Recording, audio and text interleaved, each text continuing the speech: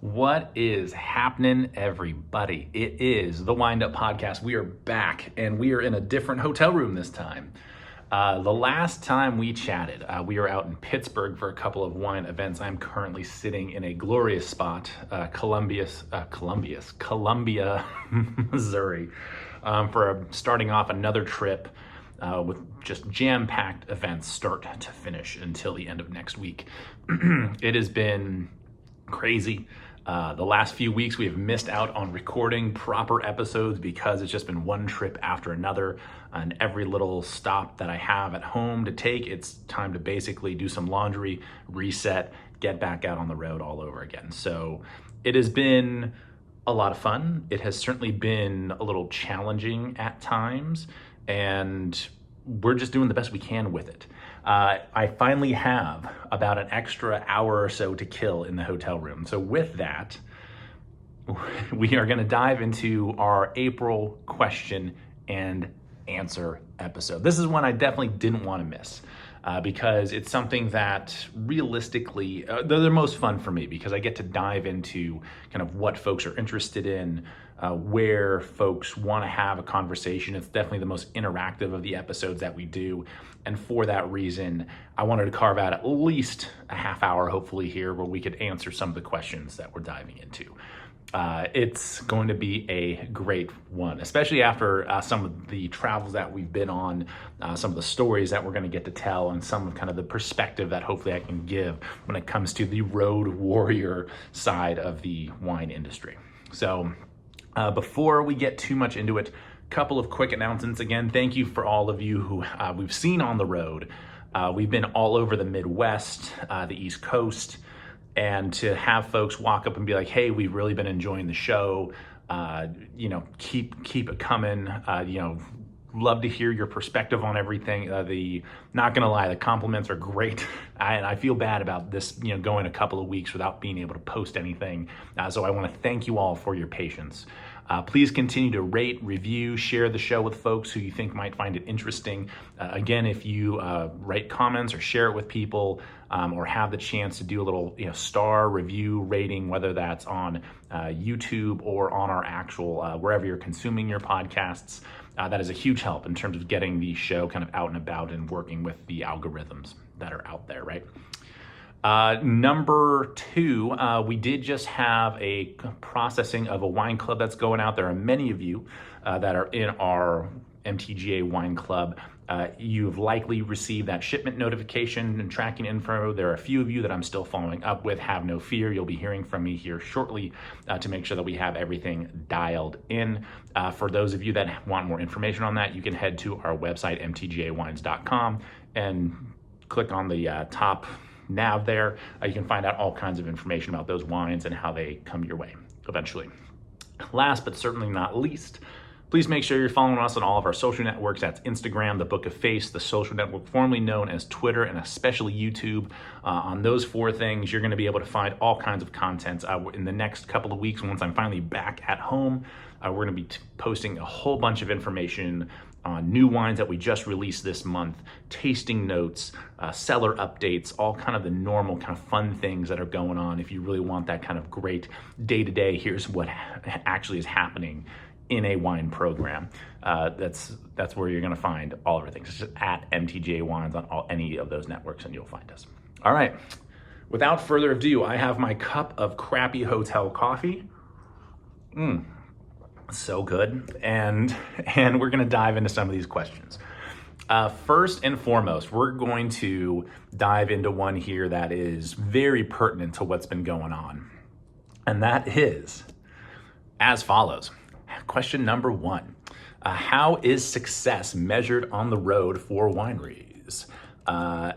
You know what? This is something that is an interesting kind of point of contention for many wineries. Because a friend of mine, four friends of mine, there are four of us total. Sorry, my brain's a little scrambled. I don't know what time zone I'm in. Four of us decided, and this would have been sometime between 2016 and 18, and it was when we kind of saw a little downturn in terms of tourism and business to the Napa area.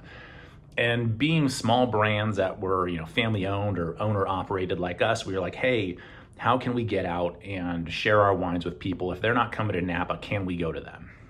And a few organizations had tried doing this previously. Many of them had failed miserably just because of, inner politics and relationships and things. They were always kind of weird. And we were like, well, let's do this. Let's go ahead and travel with like just a group of us that we know we like being around each other. And if our respective businesses are okay with kind of how we want to organize this, more focused on kind of the people, the wines are great. We know that already. Let's focus on the people to make sure that we can really be successful as a group. And for us, that's really, I think, how we've been able to be successful now going on 6 or 8 years of doing this. But that's not really how we measure success. It's one thing to go out on the road and see folks like yourselves who listen to the show. So many of you were out in Chicago or Kansas City or St. Louis or back east when we were there. It's great to see you guys. But for many wineries, including ourselves, we need to sell wine.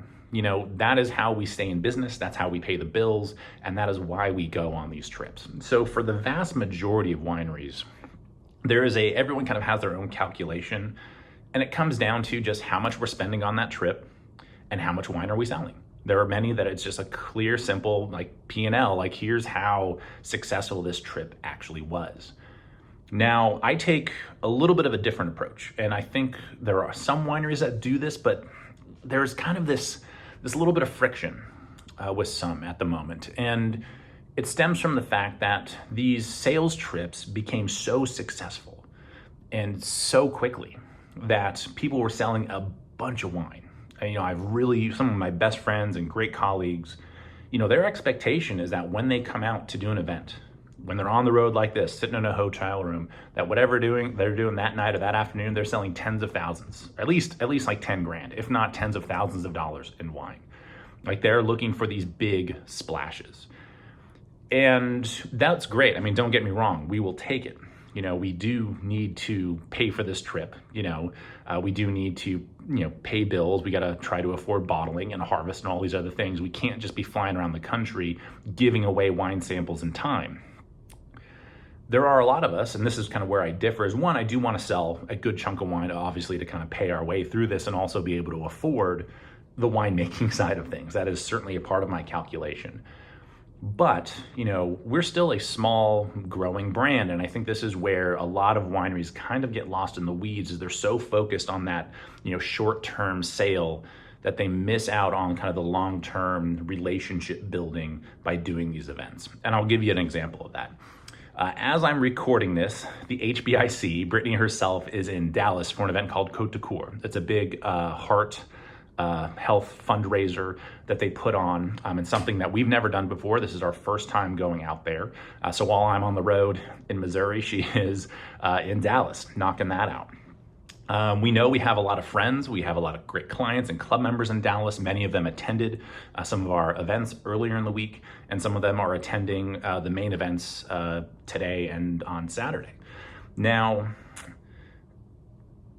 honestly, I'm not expecting this big splash of sales, and it's not because of a lack of trying or me not being there and Brittany being there instead. It has nothing to do with that. It has everything to do with the fact that this is the first time we're doing this event.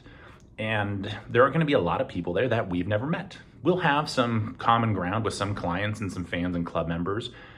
But because this is our first time there, it's likely going to be an event where we're shaking hands and kissing babies. Like we're just saying hey to people. We're getting to know people, both that are involved with that organization, those that attend this event regularly, and folks that come out to Napa but have never heard of us. So there are certain events and certain trips that in essence that's our marketing budget. We're saying, hey, we're not doing normal advertising. We're not doing ratings and reviews. We're not paying for social media consultants. We're not doing any of that stuff. What we'll do is we'll spend our money actually going out and getting in front of people so that they can get to know us. That way, when they want to come to Napa and make an appointment, they either text Brittany or I, call us, and we're like, hey, all right, let's go ahead and get you out to the winery. That way you actually can put a face to the name and the brand and the wines and all of the things. That has been a super important sticking point for us in our brand strategy and our marketing strategy and how we conduct ourselves. So with that in mind, measuring success on the road can vary. I think far too many wineries do not focus enough on that relationship building, and far too many put too much weight on the sales side of things, the short-term gain instead of the long-term. You got to do whatever ownership's going to ask of you, right? They're going to be certain expectations that, hey, if you're going to go on the road, you better be selling a bunch of wine. And we've had folks, in our own travel group, they're like, hey, this trip just wasn't as successful as ownership wanted. We won't be able to come back and do it again with you. We're like, all right, cool. No harm, no foul. That's just kind of the way the cookie crumbles in the grand scheme of the wine business. And that's okay. For me, it's one of those things where it's like, I at least want to cover my costs. It would be lovely to sell a whole bunch of wine. But if it's a new event, a new market, new clients, and we're going fishing, we're casting a line and seeing how many bites we can get. And hopefully that pays off in the long run. Because, I'll be honest, we do not sell out of our wine at release. We have wine regularly available across a few different ones. There are some that do sell out immediately, but there's a lot that doesn't. So we still need to be marketing. We still need to be getting in front of people. We still have opportunities to sell. If we sold out of our wine as soon as they were released, if our wine club took every single last bottle of wine throughout the year, then this would be a different conversation. But because we're still a brand that is growing and we have wine to sell, it's far more important to get out there in front of people and get wine in people's glasses than it is to sit at home and wait for them to come to you or act as though you're this, highfalutin allocation only brand, because it's just not true.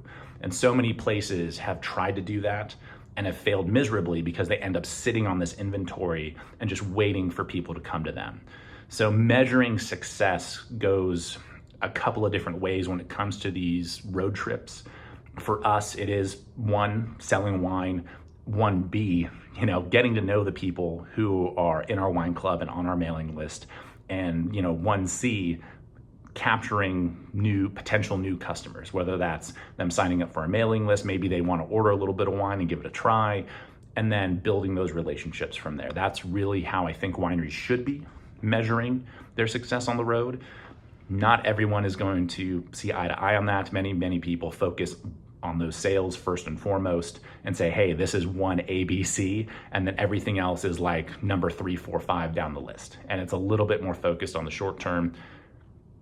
Whether or not you agree with that, totally okay. Everyone's going to have their own kind of metrics for success when it comes to doing these road trips, which is interesting to say the least. Alrighty, question number 2.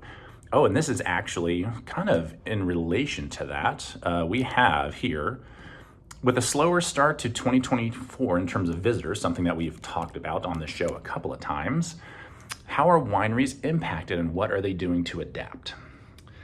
Now, plain and simple, how they're impacted is visitation down and sales are down for many places, including ourselves. We're seeing far less people this year than we have last year, and even more so than the year before in 2022.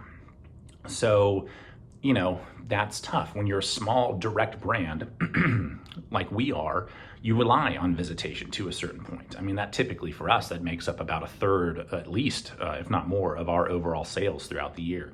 So if we're not seeing that, what can we do to, adapt? And a part of it are these road trips. It's why Brittany and I are on the road right now. It's why we're going to be on the road through most of May as well, and then even part of June. And likely a couple more trips in either July or August right before harvest kicks in, and then again in November. Like, we are going to be on the road a lot this year because the writing's on the wall. And similar to my answer on, measuring success and how this travel kind of works, is that you can't just sit around and hope people find you and buy your wine. Hope is not what you pay bills with. You have to pay bills with dollars, as it turns out. And this is a conversation I have with many of our referral sources, many people that are putting together these events, when they're like, oh, this is a great marketing opportunity. It's putting you in front of people. And it's like, that's really nice, but I need to have a little bit more of a definite ROI on some of these things. So, for example, as we're adapting and planning some of these events, it's a very honest conversation with clients. It's like, hey, I'm happy to come out and we're happy to do an event with you, or, be on the road and work with a distributor, but we need to be selling wine at a certain point. Like it is coming down to dollars and cents. If we were having a, more flush year, if we were selling more wine, then maybe we could be a little bit more flexible. But in these years where, it's a little tighter, you have to buckle down and you have to find ways to move wine one way, shape, or form, which is why we've opened up new markets in terms of distribution. Typically something that we really haven't done, at least in about 5 or 6 years. So with that in mind, it's like, all right, let's throw this at the wall and see if it sticks. Let's try something new. For us, it's signing up with the Napa Valley Vintners, kind of the marketing agency, within Napa, and using some of their resources for, direct sales and distribution and things of that nature. We're spending some money to try and make more and be more stable as a business. And you just kind of have to throw stuff at the wall. The amount of brands that kind of sit there and they're like, oh, well, it's fine, we'll just ride this out, end up being in a lot of trouble. Even if they've been really, really popular and really, really successful in recent years, if you rest on your laurels in any way, shape, or form, it's a recipe for disaster. If we happen to have, let's just say hypothetically that this year, stays relatively slow, and then 2025 is relatively slow. Now you've basically going on 2.5 to 3 years of kind of a downturn in business when it comes to visitation to the Napa Valley, and you're a direct wine business, you're going to be feeling it really, really hard if you're not already. And some of us have been lucky enough where we've been able to ride this wave. We're still doing all right. I was talking to somebody about around kind of surrounding some of the sponsorships within Festival Napa Valley this summer. And she is the head of marketing and communications. I can't remember for what brand, but we ran into each other just having dinner just at the bar at Market in St. Helena. And she had the best turn of phrase for it, that right now a even year is an up year, where you're not seeing any growth, but you didn't lose anything, and that's fine. Like that's okay. If you've hit a plateau and you can ride it out there, that's great. If you're seeing a big drop and downturn, you're really getting into some treacherous waters there. And of course, if you're growing in these down years, then hey, you're killing it. You're doing something that no one else is doing, basically. So with the slower starts to years like this, with 2023, even last year being slower than what 2022 or especially what 21 had to offer, you got to start throwing stuff at the wall. You got to start trying new things. You got to be creative, and you have to start getting out there. You got to start pounding the pavement and doing some work. If you're going to sit around and just wait for stuff to come to you, I hope you can pay your bills with hope. That's all I can say, because my credit card companies don't accept hope as currency. Maybe yours do. I don't know. Okay. Question number 3. Oh, another good one, considering kind of what we've been talking about after the 2023 season. After a big harvest season, how does that impact future years and harvests? This is where you get into kind of the long-term planning and kind of gaming your system of what you look for. Now, with so much wine being made in 2023 because of bigger yields, and specifically bigger like juice yields. We don't have an empty barrel in the cellar right now. Everything is full. You're gonna have a lot of wine, and you have many options to, sell said wine. A lot of folks are dumping it onto the bulk market. It's pre-made wine so that other folks can snatch that up and blend a wine and kind of make a white label brand that they didn't quote unquote make, but they blended and are now selling under XYZ label. You see that a lot, and the juice is really, really cheap right now because the market is flooded. It's pretty easy to find high quality wine that's kind of pre-made for you right now. You maybe bottle it up under your own label, but if you see a huge increase, like do you actually have enough of a burn rate in terms of selling wine to your clientele, whether it's distribution or wine club or whatever? Can you actually move through that amount of inventory, effectively? Or are you going to end up with hundreds or thousands of cases stuck in warehouses because you can't move it? I mean, that could cause a huge problem when you have a big glut like this. So on the business and kind of wine sales side of things, there are a lot of wineries kind of figuring out, like, what do we do with all this extra juice? The bulk market is so, inundated right now that we can't get a good price for this. We're going to lose money if we try and sell this on the bulk market because it's just flooded with gallonage right now. We don't even and then maybe you don't necessarily have the capital to be able to bottle up all this additional juice. And maybe you don't have that burn rate. You don't have a sales channel in which you can kind of push that extra wine that you're making. So there are I'm sure there are wineries that are kind of stuck between this rock and a hard place. This is something that we're contending with as well. It's like, well, we're not going to, we've already opted not to sell any of our juice on the bulk market because we would lose money on it, plain and simple. So we're already taking a loss there. We're very luckily enough opening up different sales channels, through distribution where we think we could probably have some success in making different wines through our second labels. That could work. So, we're throwing some stuff at the wall and seeing if it sticks.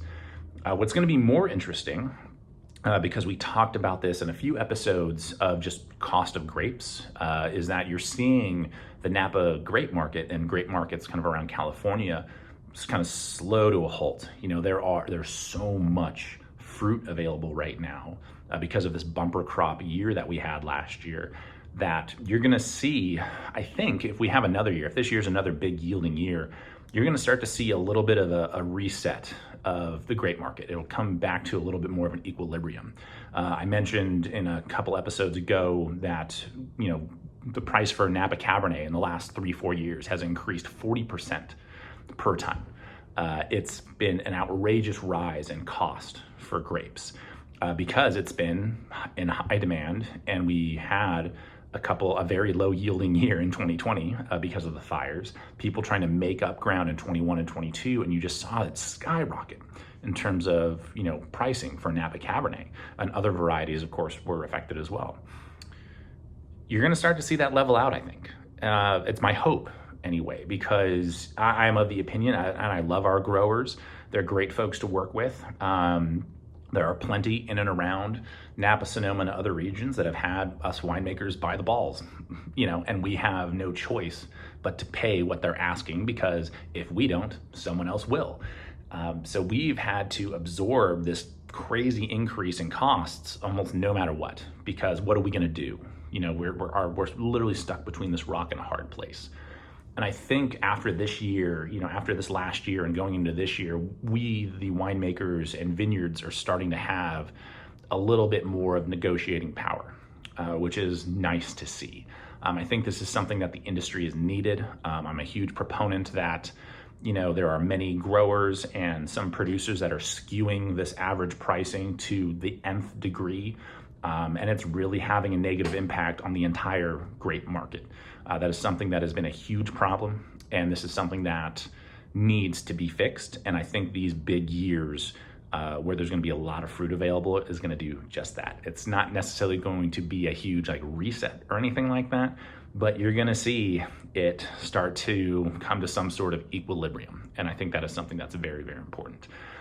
Whether or not this continues into future years, we'll see.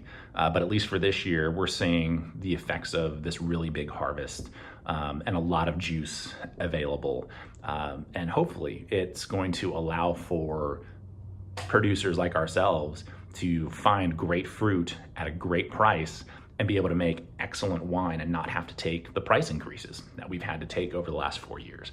I personally don't like doing that. I don't think that that's something I want to do. But when your cost is, increasing by 40% or 30% or whatever that percentage is, that has to get absorbed somewhere. We can't just, keep a status quo in terms of pricing. No business can. So you have to, look long and hard at kind of what you're spending and figure out where those increases are going to come.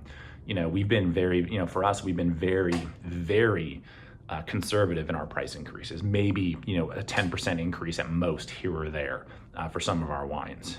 So we've been able to absorb a lot of this increased cost. It means our margins are not quite as good, but we also know, based on the wines we make and kind of where they're at, we can't ask someone to pay 40% more. if that happened to be the average increase across, all facets of our COGS. That was something that I don't think that our business could absorb. So it was kind of banking on, hey, this is going to come to some sort of equilibrium. Costs are going to go up, but hopefully it kind of backs off a little bit in future years. That's definitely where I hung my hat. So far, so good. We'll see if that actually continues in years down the road. Okay. Last, but certainly not least, I saved this one for last because this is one that I think is going to, this is an interesting one that we're going to get into. So some of you who follow us on the Instagram and the Book of Face saw a social media post of mine at some point in the last week that was in reference to a substance that is used in winemaking that winemakers and vineyards do not have to label that they use it. It was really funny kind of posting it because there were a bunch of people within the industry who jumped into our DMs and were like, is this what you're talking about? Or there were some that are like, oh, I got that email too. This is totally crazy. And I'm just gonna go out and say it. So that way, some of you, if you're so interested, you can do your own barstool research. I'm not gonna name the company per se, but I'll name the substance that they were talking about. And this is an additive the chemical name is dimethyl dicarbonate. It's something, if you go back last year, we talked about wine additives. It's something that I mentioned in that podcast as well. Definitely give that episode a listen if you're interested in some of the things that can actually go into wine that we don't have to tell you go into wine. And this one is something that many of us in the industry lovingly call the Death Star, because when you shoot it into your wine, it kills everything. It has been used in the wine, not just the wine industry, but the beverage industry, all over the place since the late 80s. And again, for its basic, you spell it exactly how it sounds, dimethyl dicarbonate. You can do your own barstool research if you like. I'm not gonna get too much into it here, but you're welcome to go for it. It's a substance that, I'm gonna preface this kind of the rest of this episode with this, is that whether or not you're a winemaker and you use this substance, I don't really care. I do care because it's something that I would never use in my winemaking. And I find it interesting that people feel the need to use it. But that's not really the crux of the issue. It is something that it's almost like I'm gonna try and draw like an equivalent analogy. It's almost like a Roundup weed killer kind of thing. It just kills everything that you need it or want it to. And theoretically, over X amount of time, it dissipates and it's no longer toxic. It's something that has to be dosed in a very specific way with very specific machinery. It's something that is, in its pure form is very toxic and not good for you. But given X amount of time, it has in essence a half-life and it degrades to a point where it is safe to consume. There's plenty of research done by the company that produces it saying how safe it actually is. I am someone who is inherently skeptical of research done in-house by large companies because they're a for-profit business. They have every incentive to sell more of this product. So if they're publishing their own research and they're saying, hey, it's great, that's a red flag for me. There was a study done on this particular substance by the EU, I believe it was 2016, maybe 2017. And they did it, this lab test or this study in mice. So take that for what you will. And the EU, for those that don't know, they have far more strict labeling and food ingredient type restrictions than we do here in the good old US of A. So I do take that study with a little bit more heft. But what I was able to garner from it was basically, if you use too high of a dose, the mice get sick. And if you stay within the parameters of what the company states is okay, then the mice are okay. And it was more of a short-term study, not something that's, studying these mice over, a long-term, effect kind of thing. And frankly, if I'm going to really put some weight behind a study, whether it's from the company itself or from an independent body, I want to see the long-term effects of a product such as this. If it's been used in and around the beverage industry as a whole, not just wine, for going on 4 decades now. Let's see a 20-year or a 30-year study where people have really gotten into this and said, hey, we've had groups of people who have been consuming these products over the course of this amount of time. We know these products use dimethyl dicarbonate as a fining agent.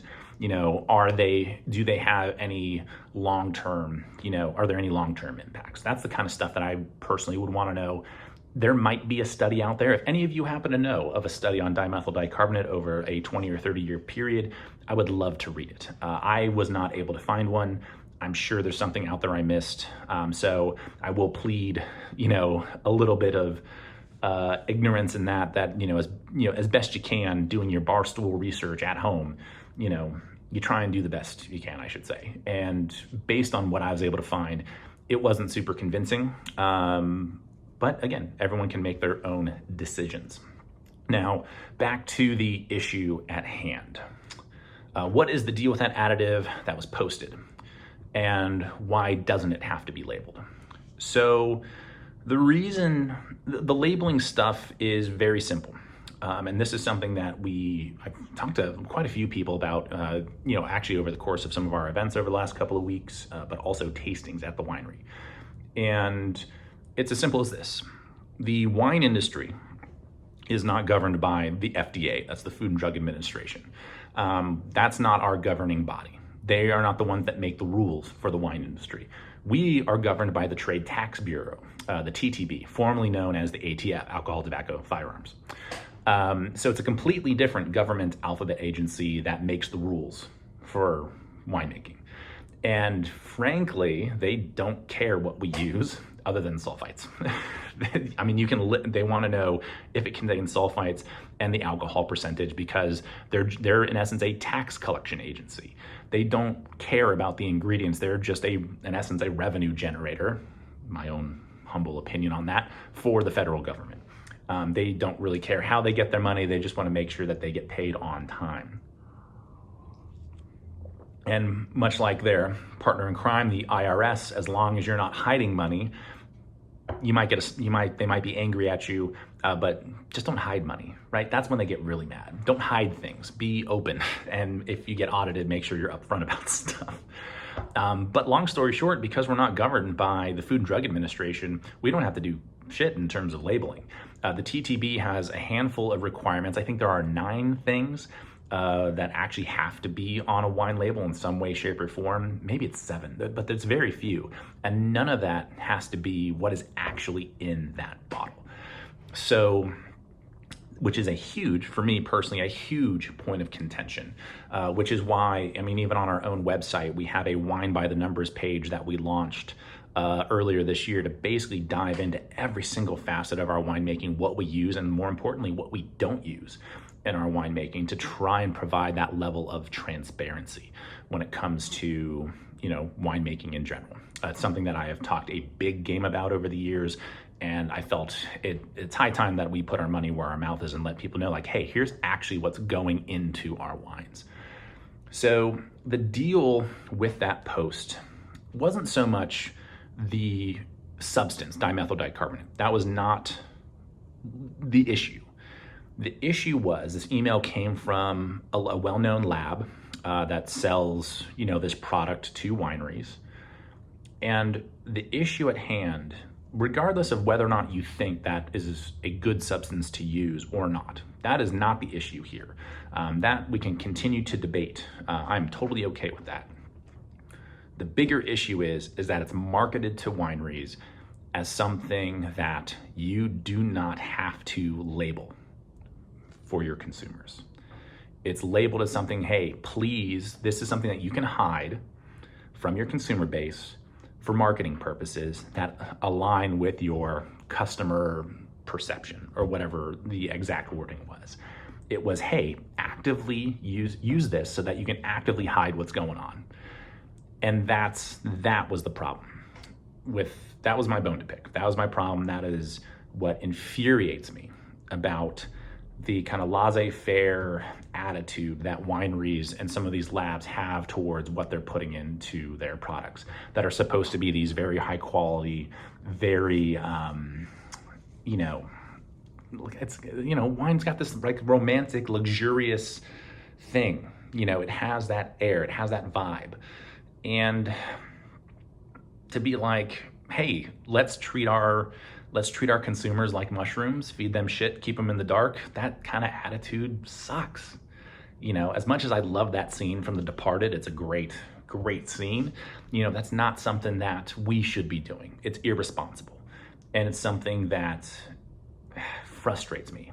I'm very much of the opinion that an informed consumer is a more powerful consumer, and that's something that we should all be embracing in this industry, especially given the fact that many of us are like, it's farming and it's nature and it's meant to be this honest, honestly crafted, product that's sustainable and beautiful and whatever. It's very romantic. And when you're actively omitting things from your process, or omitting things from disclosures and what you probably should be letting people know about, it rubs me the wrong way. It just rubs me the wrong way. Again, this isn't about whether or not this substance actually dissipates and is safe. If it is, great. If it's not, that sucks. All research at this stage points to the fact that it is, and this is not that big of an issue. But that's not the problem. The problem is the lack of disclosure and transparency in winemaking today, especially when it comes to, things like this.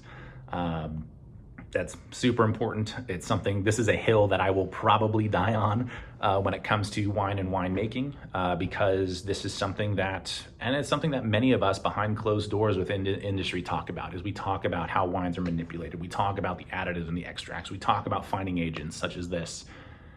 And the fact that it kind of sucks that people don't know. Like, people don't know how much sugar is actually in most commercially made wines. People don't know that things are fined with egg whites and isinglass and animal products. People don't know that dimethyl dicarbonate's a thing within just the beverage industry as a whole. Like, the tricks of the trade are endless. Why is it that, reading a bunch of ingredients on like something like hot Cheetos, which I adore, by the way, is necessary, and people ought to know what all those additives and colorings and flavorings and stuff are. But in wine, we can use stuff like that and no one has to know. That is the deal with what I posted. That is the deal with this additive, along with so many others within the wine industry, and why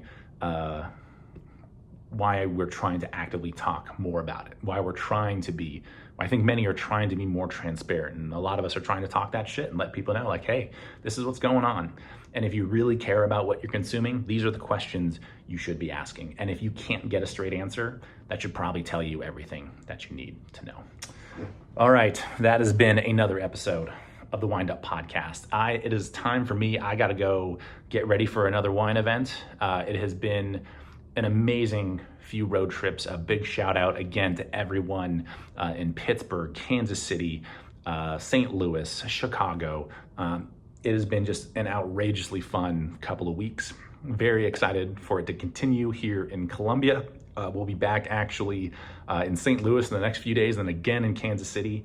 I'm basically in the last month, I'm spending like 3 weeks in Missouri. It's kind of wild. Missouri loves company, as I love to say. Be sure to follow us again on any and all of our social networks, just at MTGA Wines, especially on YouTube, the Book of Face. Instagram is where we do most of our posting, and the social network formerly known as Twitter. You can find us all there. Be sure to subscribe to the podcast, continue sharing it, and do leave a rating or review. That would be excellent of you to help kind of spread the reach of it. Hope you have an amazing rest of your day, and we'll try and get some more content out your way here shortly as the road trips allow. Have a good one.